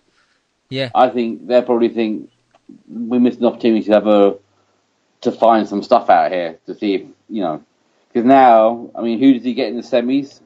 Baranchuk. Yeah, you see, because that's just like, you don't want to go into that. Look, I think he beats him and probably beats him well. The good thing, that you don't want to come against that kind of person like too cold or not having. If he just went, he didn't do it. He didn't have to do anything new. I bet he didn't get the chance to do the things they wanted him to do almost. True, but sometimes that's a blessing though, Leon, like not having the body, extra wear and tear on your body, man. But yeah. The good thing about the Baranchuk fight is Baranchuk picked up the vacant IBF, so Josh will be fighting for the world title against him. Bloody hell. In how many fights? I'm not sure, I'll have to check. I'll check that in a minute. But last quarter-final of this second season had happened this past Saturday. So we had Chicago Bradis versus McLean and Glowacki versus Vlaslov. Did you watch any of this, Leon? No. I was too. I wasn't going to spoil. You on cloud nine, thinking about Bellew getting iced. Yeah. I know. I resent Twitter for icing my account, and it was completely my fault. But I missed out on that. Actually, yeah, man. Like, why are you not back in Twitter anyway? Nah, man, I got fully locked down, banned hard. No, yeah, we can still make another one though. I think I need to get a burner. I need a new mobile number. I told you don't need a mobile. You just need an email. No. I was setting it up and it kept on asking me for numbers. No, seriously, I set one up just to check and another one just a fake one, and you can work without a phone number. if you do it through, maybe we'll talk about this off. This is really boring. We'll talk about this off after the show then. Yeah. Yeah, no, I didn't see that card because I was too busy being excited about Bellew. Yeah, man, like Bradis was shit, Leon. Like, oh really? When he was throwing his right hand, he was kind of slashing down with it, and I knew straight away like there's something weird going on here, man. And then afterwards, he came out and said like he was injured before, and they said you need a 3-month rehabilitation, and then he only took 1 month. And I guess he thought he can't really pass the World Boxing Super Series opportunity up, which you can understand. But I personally thought he lost the fight. Michelena didn't. It wasn't a great fight, Leon. Like you know, like the commentators made it seem like it was some classic fucking boxing by Michelena, but I actually thought it was more of like the Perez versus Bradis fight. Like, in that fight, right, yeah. Perez would kind of Bradis would like throw a punch and then grab hold. In this fight, he'd kind of throw a punch and then get him in a headlock. And it's like, well, what are you doing? Like, it's boxing, man. But there's so many clinches. The referee wasn't good as well. I'm not sure what nationality he was, but he wasn't making his point across properly. So when he was giving warnings, you weren't really sure what the warnings were for and stuff. But I did have McLean winning, but not by a large amount. But there's no way they were going to let Bradis not go through, were they? Do you think? That's the thing. Like him being the #1 seed, he's been kind of the biggest name in their former champion as well. Like, yeah. Yeah. So I felt a bit sorry for Mr. Noel McLean, but co-main was Glowacki versus Vlaslov. Like, you've seen Glowacki a couple times. You know, he fought Hook in that great fight where he was dropped and he came back and stopped Hook, and then that was brilliant. Oh, what a fight that was! Yeah, it was a classic, man. What else did we see him when he won his world title? When he defended against Conor, he didn't really look that great, and then he lost against he lost against Usyk. But I've said it before, he puts too much weight on his back foot. In this fight, it kind of favoured him because Vlaslov was just a guy that kept coming forward, man, kept punching. Punch technique was shit, man. Like he didn't really throw the backhand that well, Vaslav. And Glowacki was just putting his weight on his back foot and shooting the southpaw left cross, catching him quite a bit. And I thought it was quite easy for Glowacki. I think I'd give Vaslav like 2-3 rounds really. These type of fights, I don't even, you know when you mentally score it, where you don't actually use the app or you don't actually use your phone, where you just go 1-0, 2-0, 2-1, 3. You know, I was just doing that and. It was easy for Glowacki, to be honest, but overall I've been a bit disappointed, you know, with us having 3 weight classes this year, Leon. I think the quality of the fights haven't been the best for me, I don't think, so far. Yeah, I was hoping that those cruiserweights would be all out wars, that even if I didn't catch it, I'd be, you know, you'd be finding a way to watch it, and it just doesn't feel like it's quite caught fire, which is disappointing. Maybe it's just because they got the lower level guys. Yeah. And my rant about... I think the 140 is good. I think 140 is heating up. I think the other one's going to be pretty decent. But yeah, I think they pushing themselves with 3. Yeah, I'll go through what the semis are in a second. But yeah, I just want to rant about the Chucker brothers, BJ Flores and Ray Flores. So Ray, you usually do the MCing, but you know on PBC he sometimes gets double wages and does the MCing and runs down to the commentary table and does the commentary. Jesus, let someone else eat, Ray. Exactly, man. But I don't know. They're not great. They just repeat themselves constantly, and they go on their little rants. And they were halfway through the Glowacki-Vaslov fight. They were talking about the scorecard and the bad judging for about 2-3 minutes regarding the Bradis fight. And like, well, that Bradis fight's happened. Fucking talk about what's happening in front of you, man. Like these guys are like putting it on the line, and you guys aren't even fucking mentioning what's happening in the fight. But when they cover these fights in the States, I think they need to switch up the commentary team because they don't really rate them. I know. I think they're doing it on a budget, aren't they? Definitely. That's my concern. I just don't think that the TV have got behind them, and I think they're gonna. Oh, is it on DAZN now? Well, yeah. Well, DAZN have it in the States, yeah. They've got the rights. Oh, right. Yeah, well, they've done that badly. Like they're just budget. BJ Flores just doesn't know how to break down a fight. Yeah. Like we all know the famous quote. Yeah. How do I do that? Like, yeah. So that's all we need to know about him. How do I do that? Yeah. But you know what though? Like I know some people hate on Big Ron McIntosh, which is fair. I think when he's on his own, he's not the best. when he has like maybe Barry Jones with him or someone else with him, Richie Woodhall or someone, he's a lot better. I understand that. Who else we had this year? I think we had Rawlings and Barry Jones did the card in Russia, so we were kind of used to them from all the Box Nation stuff they did. But yeah, I think they need a consistent team, Leon. Like guys that are going to cover every event and be at every event, and then you build a kind of branding, and you also build a kind of rapport with the guys because you're hearing them, constantly week in week out when the semis and when the quarterfinals and shit are going on. So I don't. That's my little rant over. They need to splash a bit of cash and get the one person, at least the one presenter or the one main guy who does all of it. Yeah, and it'd be quite a big guy. I think I like Barry Jones, but I think he's starting to go a bit like the home fighter. He seems to praise them a bit too much nowadays. I see your point, but what do you think about DAZN? Sorry, World Boxing Super Series not capturing a consistent. Well, not even a consistent. A UK broadcast at all. It's because none of them want to do it. I'm surprised, with how like Box Nation have got nothing. I'm surprised Box Nation didn't pick it up. That's just a dead channel, Cam. It's gone, isn't it? I mean, they might as well just pull. I mean, I'm sure they're about to pull the plug on it. There must be any day soon. But I have no problem with it being on YouTube over here. Like, doesn't bother me. It's really good, actually. No, that's good. I'm not complaining that it's on YouTube. Missing out on money, I guess it's tough for those guys. Yeah, I sound like a dickhead because I'm not complaining that I'm missing out because I think the whole YouTube platform is good. It's just I think it gives I don't think it gets the brand across better because it's almost like free boxing watch it on YouTube. It degrades the brand, I think, a bit for me. Yeah. I think there's something in that, but I just don't think who cares. Really? ITV don't seem to be able to make up their mind what they want to do. ITV only want British boxers that are going to put pay-per-view on. That's all they care about. So I don't know where it's got nowhere else to go. Could it have gone to Dave? But the problem is they don't want to show the British channels don't want to show the international fights, do they? Really? No, because obviously who's going to be really watching at 2:00 in the morning? Yeah, degenerates. That's it.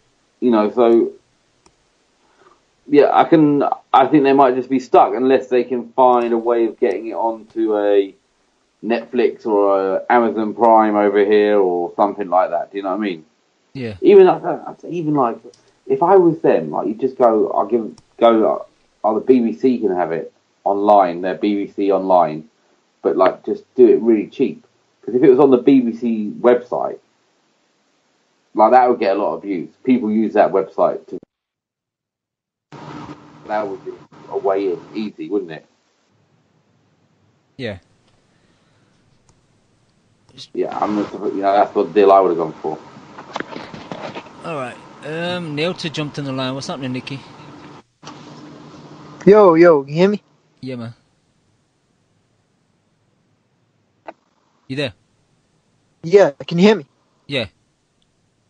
Alright, cool. So what's the topic of discussion? Nicky, we've been through a lot of shit, man, so you might have to just pick and choose. Wrap it up. You might have to pick and choose what you want to go through. So just kind of anything that's on the top of your mind that you want to talk about, just go for it. And if we've not chimed in, then we'll chime in. Okay, well, Inoue, Naoya Inoue is an absolute destroyer. Doing what Terence Crawford failed to do against Jeff Horn. Do it when Vasyl Lomachenko failed to do against Jorge Linares. He's a beast, man. He's the true pound for pound. And honestly, like I as highly as I think of the skills of Emmanuel Rodriguez and Zolani Tete, I think he's just gonna run through him. I think it's gonna be a couple more destructive highlight reel knockouts. He's gonna take those belts home. His brother might be actually winning the WBC sometime soon, because he's gonna be fighting for that supposedly here in the next couple of months, possibly on New Year's. And it might be the Inoue takeover at bantamweight, man. Jason Maloney, as I heard you guys mention him earlier, talking about him against Emmanuel Rodriguez. Even though he lost the fight, I felt like he almost kind of won the event, so to speak. Like he won, I think, a lot of fans in the fight that he put up, especially in the later rounds. He started to tighten that fight up. And had this been the old days of the 15 rounders, I mean, it's anybody's guess as to whether Rodriguez could have dealt with him for that extra amount of time, but it's not. But Maloney is a guy that I'm definitely interested in seeing again. Hopefully, maybe even have him be one of the first defenses for whoever happens to win the Super Series. Burnett and Darnaire was a pretty good fight. It was starting to heat up, man. So it was unfortunate that it kind of ended the way it did, especially for Burnett, because I thought he was ahead in the fight, and I thought he was doing really well. I would say that Darnaire was completely out of it. I think that'd be a misstatement for people to say that. He was definitely in the fight. It was looking like it was going to be really good, but in a way that we kind of got robbed of a better fight. We got robbed of like a better conclusion to see if Darnaire could really turn back the clock, or if Burnett could like put the nail in the coffin. So it was unfortunate on both of those accounts. Hopefully Burnett is okay, and that this doesn't become a constant thing for him. I mean, the last fighter that I really remember that had back issues was Dmitry Pirog, and he never even actually lost in the ring. He wound up just having to retire because of his back issues. So that was really unfortunate. Hopefully Burnett doesn't have to go through the same thing. Let me think. Who else? Something that I was very pleasantly surprised about was since the DAZN had the rights, to the card in Japan in Yokohama, they actually showed the Kenshiro versus Milan Melindo fight, which I wasn't necessarily expecting. Because a lot of times you'll get occasions where, like, say, like Top Rank had the rights to one of Murata's fights in Japan when he fought Endom, and Daigo Higo's on the undercard, and Higo should have been televised as well. Considering how much value for excitement for the amount of time that you spend watching them that you get from a fighter like that, but they didn't show it. So I think in a way, a lot of the international audience was really robbed of being able to see a really top-notch fighter in a very exciting fashion. And I think that's what Kenshiro managed to show against Melindo. I mean, he's arguably the best 108-pounder, especially with the performance he put on against Melindo, because Taguchi couldn't do him like that. And he was a top level fighter just a year ago. He was one of the top fighters at 108, and Kenshiro dealt with him like he was a nobody. And Shiro is going to be trying to think who he's supposed to be fighting coming up here soon. And there's some crazy New Year's card that's been announced. I'm sorry? Is there some crazy New Year's card that's been announced?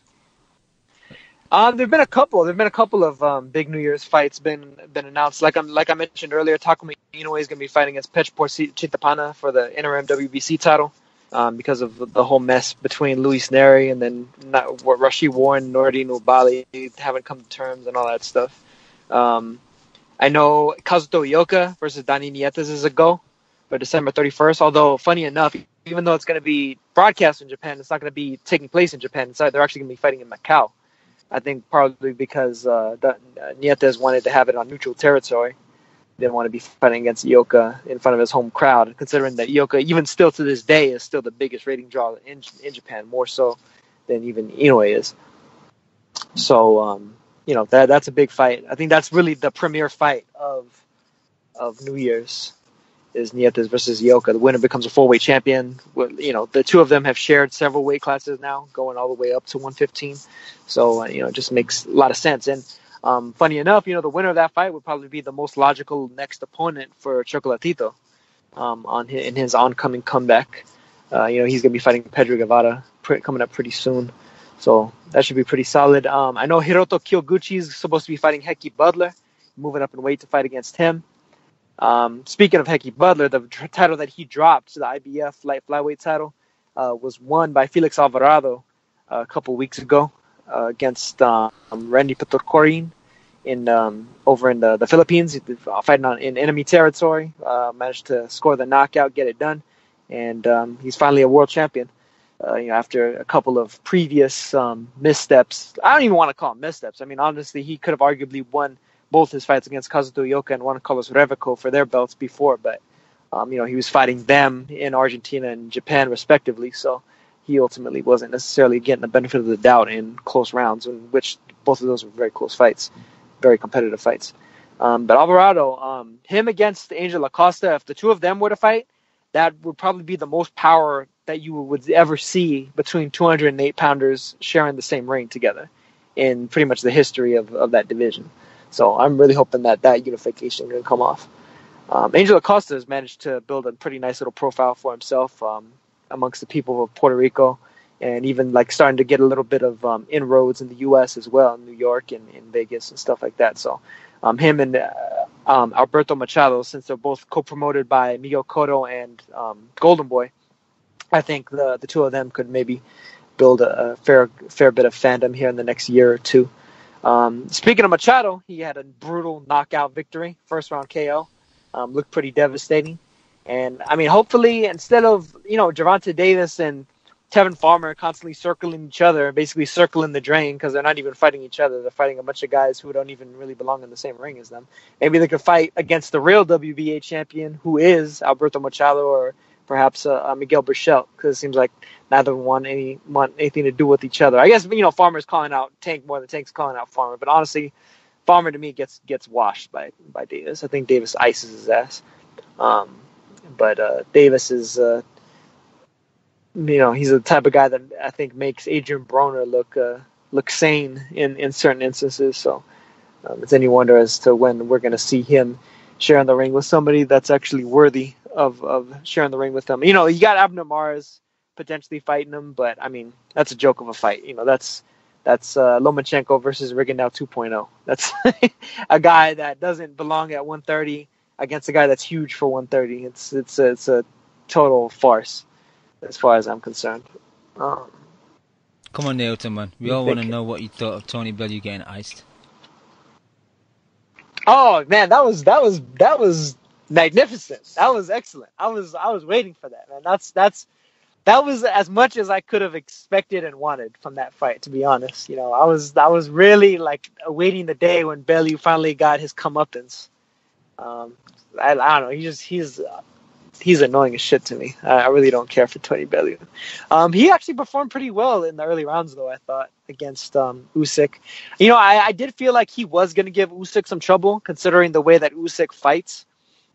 I felt like Usyk was going to come into the fight a little bit, maybe a little bit arrogant, maybe thinking a little bit too highly of himself, thinking that that Bellew was just going to be easy pickings for him. And, Bellew, I felt like, was going to be kind of hyped for the moment, in front of his home crowd, so to speak, and going out there trying to prove something, So I thought he put up a good fight. And I thought he did ultimately put up a couple of good rounds early. But once Usyk started really, like, letting his gifted hands go, it was pretty much the beginning of the end. Once that work rate ran up, Bellew went down, and then he truly went down, down flat on his back.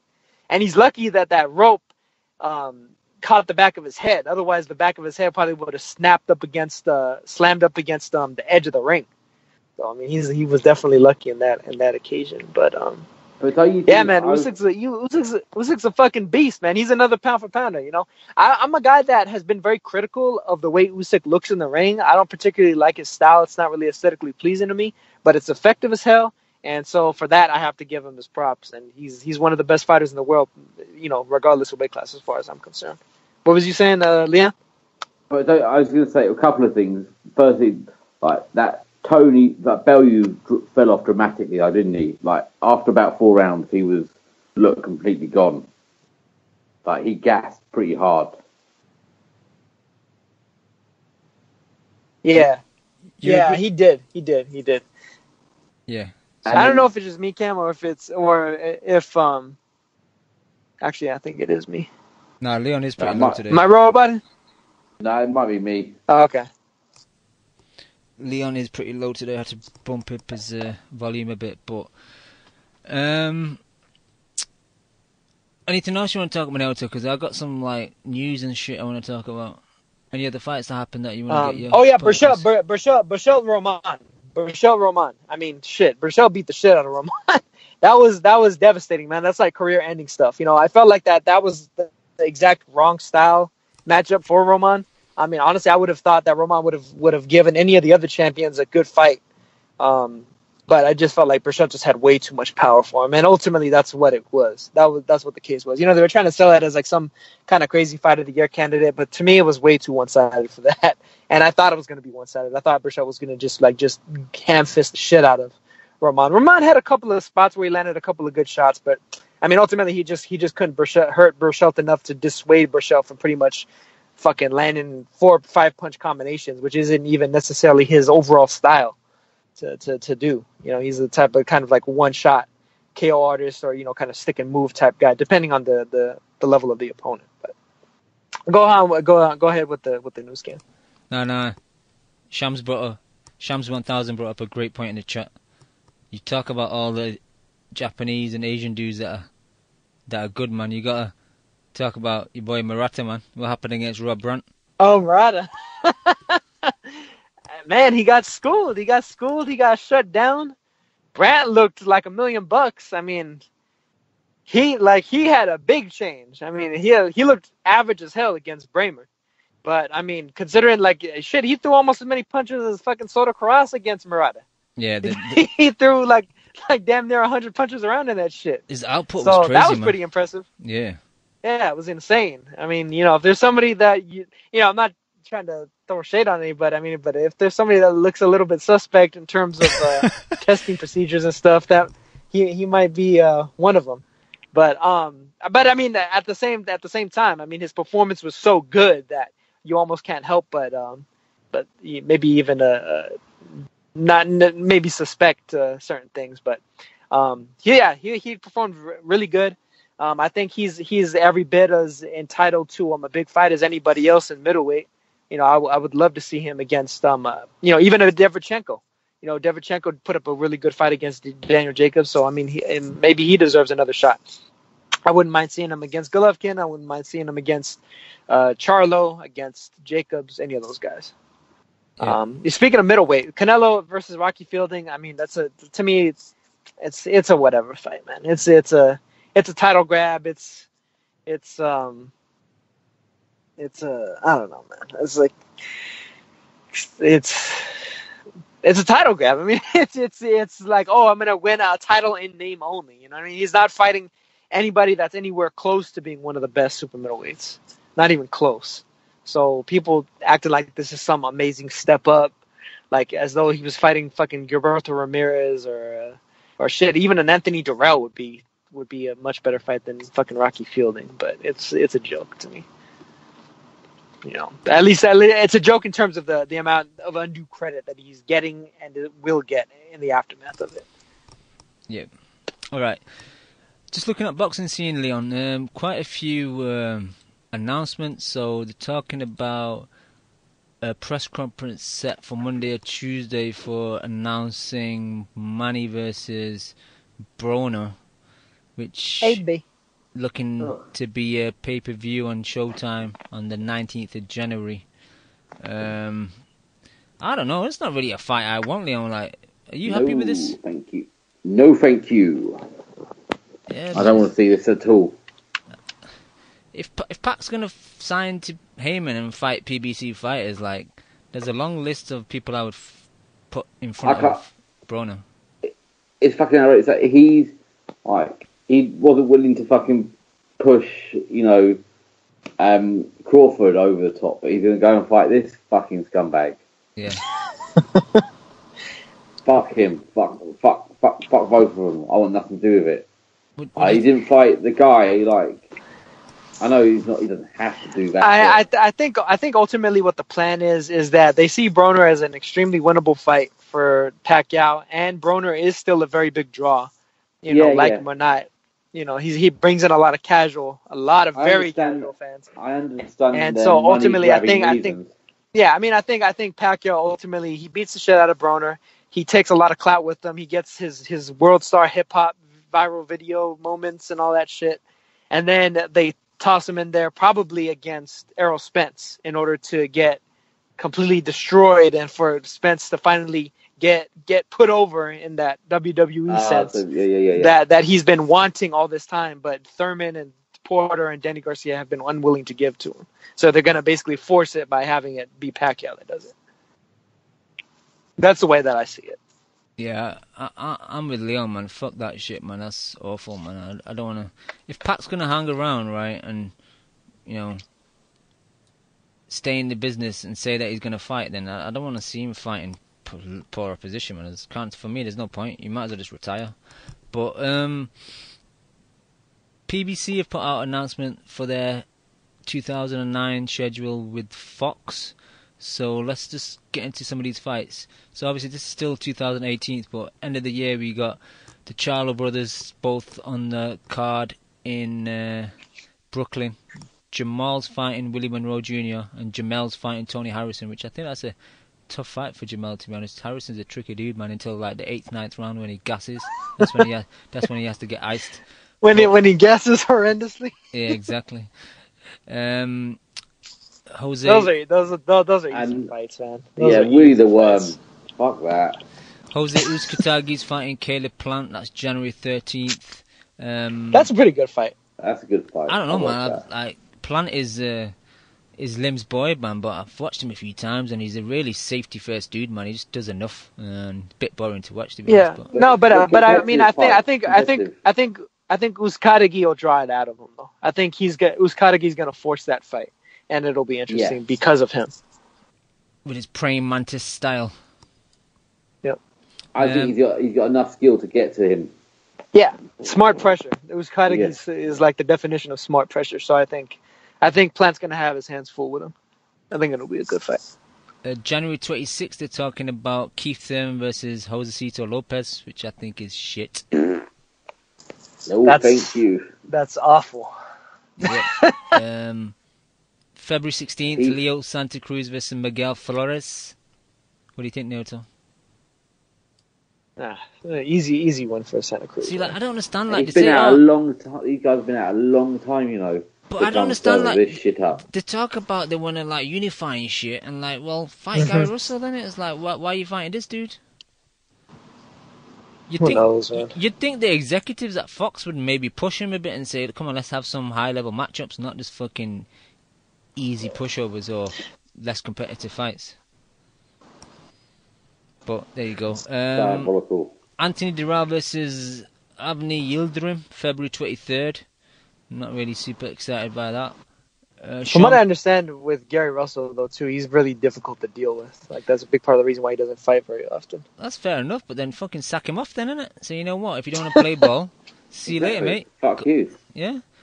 Sean Porter versus your boy, Naoto Yordenis Ugas, March 9th. Oh, Lord. That's good. That fight is going to be... You know what's... that fight is going to be shit and hilarious at the same time. Because it's going to be just another excuse for all the people that hate Sean Porter to complain about his style. Because Ugas will do absolutely nothing to dissuade Porter from bullying the shit out of him. That's exactly what's going to happen. Porter's going to go in there. He's going to roughhouse the fuck out of Ugas. Because Ugas isn't that good. And Ugas is going to get just fucked up. He's going to get fucked up in every way that you could imagine him getting fucked up. Yeah. He's getting beat down and possibly knocked out. Most likely. But I'll mention it, but we'll get back to this one. But Errol Spence versus Mikey Garcia on Fox pay-per-view, March 16th. Oh, for fuck's sake. Lamont Peterson, Sergey Lipnets, March 24th. That's not a bad fight, to be honest. I like that fight. I really like that fight. Caleb Truax versus Peter Quillen, April 13th. Oh. Danny Garcia versus Adrian Granados. That's a good fight, if Granados kind of sits on Garcia's chest. That's a really good fight. I could see him beating Danny, man. And they've got additional dates going from March to December, but obviously they've not finalised the cards yet. But let's go back to... What? Sorry, go on. I was going to say, a couple fights ago, I can't remember the names that you said. One of those sounded pretty good. That's what I was going to say. Spence and Garcia. I don't give Garcia flack for that so much as, I guess I could give Spence some flack for it. But, ultimately, a lot of the blame is the blame really goes on the welterweight division. I've said it a couple times recently. You can't spell welterweight without the letters WWE. That's exactly what the fucking welterweight division is. It's all bark, no bite, a bunch of bluster, a bunch of guys talking loud. And, it's like middleweight, but even worse. Honestly, like, welterweight might be the worst division in boxing because none of these fucking guys fight each other. You have to get a fucking lightweight to jump up 2 weight classes, and he was even pudgy as a lightweight in order for any, like, real big fight of note of high name value to actually be made. Spence should hand Garcia his ass. If Garcia wins that fight, though, I mean, to me, he leapfrogs everybody in terms of the pound for pound argument, though. That's something else. That's all-time great level victory if he manages to somehow upend the Errol Spence train. It's like that. Well, I've had the same thoughts about that welterweight division. Like, what would they have done without Sean Porter? Because he's fought everyone. Like, if he was, and I'm not a big fan of him, like, style-wise. I think there's something weird going on there. But without him, he's fought everyone, hasn't he? Pretty much. He's fought as many of those guys as anyone else. Yeah, pretty much all the top 10. Yeah. So imagine they didn't have him. What would be going on? There'd be no fight. Well, like I remember somebody on Twitter saying something about like, oh man, these World Boxing Super Series tournaments are great. We need a tournament at welterweight. And then Steven Espinoza replies, oh, you mean like Sean Porter versus Danny Garcia and Danny Garcia versus Keith Thurman and Keith, and then somebody was like, oh wow, 5 fights in 5 years. Great job, Steven. Iced. But yeah, pretty much. That's like a easy summary of it, man. Like those 3 tweets pretty much like sums up the welterweight division, how fucking useless. 147 in the last 5 years. But Leon, what's your thoughts on Mikey and Team Mikey pursuing the Spence fight, where you'd think maybe the more logical fight to go for would be the Lomachenko fight? So do you think they see something where they can take advantage of Spence, or? The real cynic in me goes back to what you said before on what channel this fight was going to be on. That's what I think it's about. Pay-per-view, isn't it? They're trying to see if they can make money off him, and this may be the only fight that they could get to get themselves on the pay-per-view. And maybe they do see a chink in his armour or blah, blah, blah. But they're not, unless they're really silly, they're not making this dramatic a jump without there being money, or they've seen something that they have seen a real weakness that maybe none of us have noticed completely yet, or haven't seen the full picture. But they're the only 2 reasons to be doing it. Yeah, like Naoto, pay-per-view wise, for me, I don't think Spence and Garcia are, household names, are crossover fighters where they're gonna make big figures. Like, for me, it's almost going to be like Kovalev Ward kind of level, or Crawford versus who does on pay-per-view? Postel, yeah. I think that's going to be like a flop. Naoto, you agree? 30,000. Most likely. I mean, I can't see it being that great. I don't know. I mean, how big is Fox? Is Fox in every? I don't understand it. Is it? Are they in every? Well, wait a minute. It's supposed to be it's supposed to be on Fox Fox pay-per-view. It says. Oh, Fox pay-per-view. Well, I mean, Fox is a terrestrial channel, so you get it with an antenna. You can get it for free basically. But I mean, Fox pay-per-view is, you got to pay for it. So yeah, but they've got a platform I'm saying they've got a good platform to get it out there. It's a pretty solid platform. I mean, to get like word out about it. I don't particularly watch Fox very often, so I wouldn't be the best expert as to, somebody that's gonna be able to tell you, oh yeah, they're advertising for it like nobody's business, and they're advertising for it during prime time and all that stuff. Because I don't really watch any Fox shows. I haven't for a very long time. So, Nailed it too good for Fox. Thinking about that.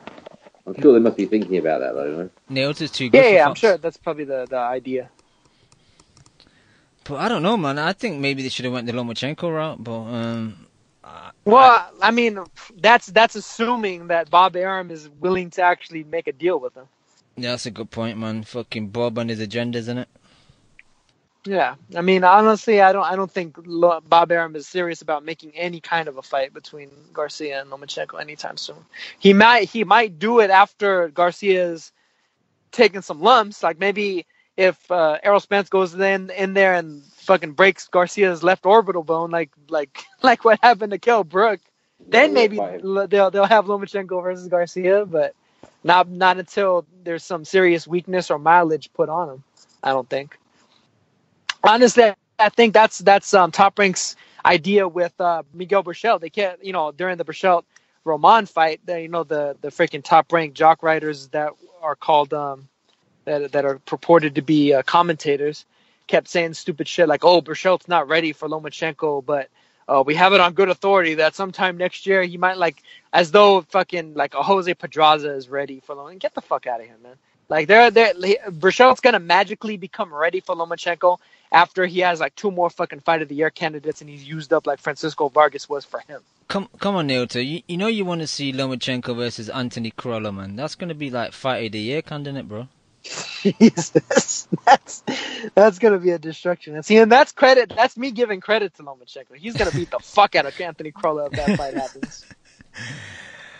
Good thing about that, Leon, is if it actually happens in the UK, I can get to see Lomachenko in the flesh. So yeah, I'd come and watch that. Yeah, I was really amazed at how close Jordan made that fight. To be honest with you, I mean, I haven't seen him since in years, man. Like last I remember was him getting schooled by Celestino Caballero at 126 pounds. Bro, that fight wasn't close. Plus, it was shit, man. So it was like a double whammy. It was one-sided and shit. I thought he was giving him some trouble with the body shots. You just love those Asian dudes, bro. That's all it is. Nah. I thought your dad had him in trouble early, but I mean, as the rounds went on, his output went down and Crolla's went up, and he was able to just, make a fight of it. You guys got anything else you want to talk about? I got 2 fights quickly. Leon, we didn't mention it because it happened ages ago. It seems like it was a couple months ago. Your former boy, Chemo's boy, finally got iced again, man. Mr. Judge. Mr. Judge. Oh yeah, that was I don't know. I gotta say though, that catch and shoot left hook that Smith countered with, technique-wise, it's perfect, man. Because soon as Groves' glove touched Smith's, he launched that left hook, man. Like George didn't even have fucking enough time to bring it back up to his chin, even if he wanted to, man. It was perfectly thrown, man. Like I think George has been a bit washed for a while, personally. I said that I thought he was on the downside, but I mean, no, I agree. Cam Smith is not stepped up. I mean, no one's. He's the least of a problem in the Smith. No, but, you can't take that. That's a good win, isn't it? Really, and to knock him out. Yeah, no one not do it on cards or anything dodgy. Just spark him. No one really thought. Yeah, on the manner of victory that he did it in was pretty good. It was pretty solid. I didn't really think very highly of Smith before it. But I came out of that fight thinking, he's deserving of being mentioned among the other champions at 168. Not above them by any means, but alongside them, yes. And he's he's a fucking big guy, isn't he? How he makes that weight. Yeah, I don't think he's very long for it. I could see him up at light heavyweight very, very soon. And lastly, just 2 fights cards coming up quickly. Friday, ESPN Plus, I think it's on. Might be regular ESPN. Give me a second, let me have a look. I think it's regular ESPN. Maurice Hooker versus Alex Salcedo. Naoto, what do you think? That's not a bad fight, actually. That's not a bad fight. Hooker, Salcedo's a pretty good challenger from what I've seen of him. Hooker is a guy, he beat Flanagan, so I mean, for what that's worth. Well, it's been proven to be worth very little. Oh man, but I mean, he's a pretty good fighter. He's almost like a low rent version of like a Lamont Peterson. He's I think he's good value for money. I think it'll be a good fight. I think it's a reasonably well matched fight. Any opinion, Leon? No, none at all. Hooker for me, like I don't think he's that good to be honest. He did beat Flanagan, but Flanagan was shit that night, and like Hooker didn't beat him decisively. He was quite underwhelming to be honest. And I did think Hooker lost to Darlis Perez a couple of years ago. He got really lucky on the scorecards. That was a disaster. He looked like garbage. Yeah, and I think Saucedo can do that, man. I think he'll be able to put Hooker under pressure and just sit on his chest, throw multiple shots. I don't know if you guys saw Saucedo's last fight. It's a bit of a war against a guy called Lenny Z, and he kind of went to war with him. It was a really fun fight. Maybe Saucedo could have took a bit of less punches off this kind of average fighter, but is what it is, and it was kind of a fight. Yeah, Lenny Z is trying to bring back the Gaddy style and all that shit. Yeah, but it was a fun fight. Yeah. It was a fun fight. But I favour Saucedo. I think he should beat Hooker, to be honest. Take his strap. Eddie's going to be crying because the only reason he brought Hooker over to DAZN was because of the belt. So another L for Eddie, hopefully. And this trash card we got on Saturday, Naota, man. I think you pay for DAZN. I don't think you'd be happy that your $10 would be going towards Jarrell Miller fighting a nobody, even though it's an undefeated nobody. Well, I mean, I am a Jarrell Miller fan, so only one. Hey, stop ducking him. Stop ducking him, and we'll see him in some better fights. Keep running, AJ. Keep running, Deontay. It is trash though. So Miller's fighting this guy called Dinu. Gabe Rosado's fighting Luis Arias. Brandon Rios. Oh yeah, that fight. That fight is awful. Keep going. Brandon Rios is fighting Ramon Alvarez, Canelo's brother. Clarissa Shields fighting another one. Hannah Rankin. And that's about it, man. It's in Kansas. Saturday, 17th November, man. Oh, you know what? Nico Hernandez is on that card, so I mean, there's a bit of a bright spot. That's the only fight you're gonna watch, isn't it? Your boy Nico. That's probably the one I'm most interested in, to be honest, because I want to see him get stepped up, and I don't want to see him, try and go after a world title in the next year or so. But that's me basically done. You guys want to talk about anything else? I'm good, man. 2 hours is enough for me. The DAZN app shits on the ESPN Plus app. I'll say that. Why? I heard you. Just the layout of it, the fact that it streams better, the connection is better. It's easier to find the fights. Like in ESPN, the shit is buried below or around a billion other things. You have to go scroll past all kinds of other bullshit in order to find a fight, or you can just use the search function too. What platform but are you even watching? Then, it doesn't always work. At the moment, are you watching it on your phone? Sorry? Are you Chromecasting it? How are you watching? Usually, I mean, either I'll shoot it up to my Apple TV from iPhone or one of my iPads, whatever. Or it all depends. I mean, we had a situation, a few weeks ago where there was fucking 3 fights on at the same time. 2 DAZN cards and an ESPN card. So I had one up on the TV, one on my iPad, and then one on my NVIDIA Shield. So I'm watching I'm trying to watch 3 things at one time, and something's got to give. So you felt like you were observing what was happening in the Matrix. Exactly. And I asked Leon this question, but how have you found DAZN's start so far? The quality of the cards, commentary team, and stuff like that. The commentary could be a bit better in certain instances. I really enjoyed the team that they had for the Yokohama card. I really liked the way that they called the action, just overall. The quality of the cards, I mean, it's kind of hit and miss. What I do like is the fact that they're giving us high volume. So, we're getting a lot of cards, a lot of fights. I really like that. I like the fact that they show the entire card, so it's not just 2 fights and it's all over. You pretty much get the entire card, so you can see up and comers, you can see prospects, as they kind of make their way into contendership and stuff, all on your way to watching the main event. Like I'm mentioning with the whole Nico Hernandez thing, to put him on a card in Kansas where he's from, help build him the same way that you have, a bigger names of Brandon Rios and Jarrell Miller in order to kind of, get a little bit of shine towards him and stuff like that. And other up and comers, Clarissa Shields, they were both on the Olympics together, so you have that kind of connection there too. So, I mean, I think DAZN's doing a good job. I really enjoy the app. I think it's definitely worth the money. It's definitely worth it to be able to get some of these cards from overseas too, that typically in the past you would have had to wait for them to be posted on YouTube afterwards. I'm not sure if they might be able to get the rights to one or two of these cards on New Year's. I'm hoping that they are.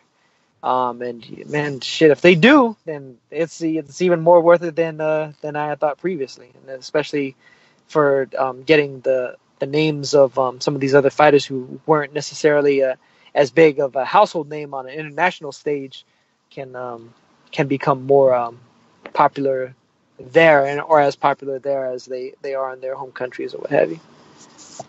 Nice, man. I've had a lot of feedback. I've been asking people I follow on Twitter, and most of them are pretty satisfied overall. Like you said, connection, quality of the app, different platforms they can use it on PS4 or their smart TV. So overall, it seems like DAZN coming running basically. Yeah.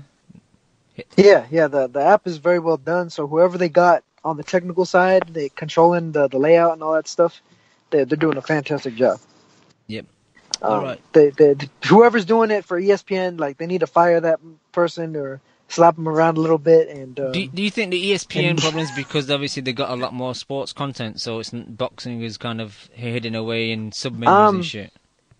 Part of it is that, but just the layout as a whole. Like, I mean, you'd be hard pressed to, I think, find pretty much anything that you want to get on there, unless it is like the very most popular thing that you're trying to get at that moment, that's live at that moment.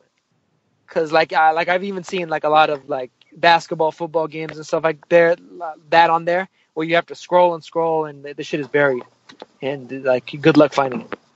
Whereas with DAZN, like, you pretty much go on there, find what you need, click it, like within 5 seconds you're in and watching. With ESPN Plus, it's probably more like a 30-second endeavor, and that doesn't sound like it's like very much time, but I mean, when it's just a matter of convenience. You know what I mean? If you get in your car and you start it up and it starts up immediately versus you have to start it up and it takes you 1 minute to start it up, that's a big difference. Just in terms of usability. Just usability, just like everyday things. It's like it's a quality of life problem that ESPN Plus has. Yeah, man, that's how we are these days. We get pissed off if you have to wait extra few seconds. Yeah, exactly. I mean, there's no going back. Once you get used to HD, there's no going back to standard definition. It's true, man. So it's true. There's no going. Going to 4K. There's gonna be no going back. What is this shit? Like, like how like you're about to ban me in the fucking chat, and next time I post a video that's not 720 and up, you know what I mean? So. There's no going back. Bro, some of your 360p videos from Japan, man, I can't deal with them. The box's faces are pixelated, man. I don't know who's who. Looking like Super Macho Man from Punch Out. Exactly. But any final thoughts, Naota? Just I like the fact that we're getting quite a few fights at least to end the year out with. And hopefully this momentum that DAZN has in particular not only makes it so that we get more fights on their side, but it forces PBC, ESPN, Top Rank, etc., all the other promoters to continuously put on more cards at the very least, even if they're not necessarily always the best cards. Because ultimately, there are some good matchups to be had, even in some of the worst of matchups overall. Yep. All right, thank you, Naota. Leon's dropped off, so I want to thank him as well. And thank you to all the people in the Mixler chat. Thank you to all the people that download the show. We'll be back in a couple of weeks. Peace. You just listened to the Boxing Coalition. Dude, man, I love boxing. I fucking love boxing. A big shout out to the Boxing Coalition. You're a newbie. No, I ain't new, man. If my fucking next door neighbour became the #1 flyweight in the world, you know what I'd do? I'd fucking walk past the cunt. Derek, how you doing, bro? I was physically burn you, blood. I disagree. First time I hear the show, man, it was fucking badass. Vamos a Argentina, la concha de su madre. I see the bomb in them. I get home and she's like, what the fuck? Me and the kid are here. Why don't you get home and talk to us? I'm like, man, you guys don't know shit about boxing. Kel, how does it feel to be the new IBF champion? Feels great. Right. Do we really dive into the black hole right off the jump? I think he's hiding glass. Just to play devil's advocate. You want 1 portion of crow or 2 portions of crow? Give me 2 portions with a supersized fries and a large drink, please. I can't stand him, what? I'm Scottish. Cringe side? But you won't rush Anthony fucking fat ass Joshua, would you? He's not fat. How about you tell us what you weigh for your final thoughts? My weight? Thank you for listening to the Boxing Coalition. It's as simple as that.